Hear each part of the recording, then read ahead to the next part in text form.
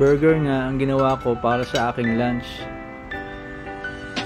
Simple lang ang paggawa ko nito dahil Tom Goods na nga tayo. Ang tip para maging maganda ang pagka-form ng ating patty ay ilagay lang sa plastic bag ang ating meatballs at dito natin siya i-press.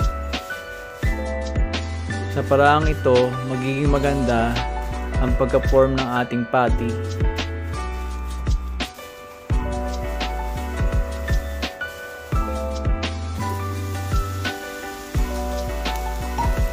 Nagisa lang ako ng sibuyas na plano ko sanang gawing caramelized onion pero wala nang time.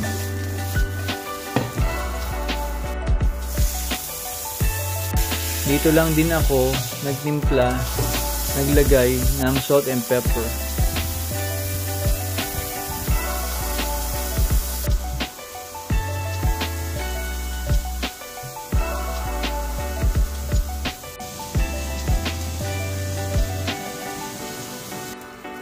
Para naman mag-melt ang ating cheese, lagyan lang ng konting tubig ang pan, takpan, at ang steam nito ang magme-melt sa ating cheese.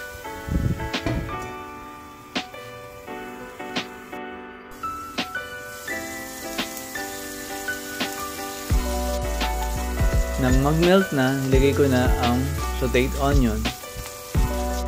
At dito na ako nag-assemble ng burger.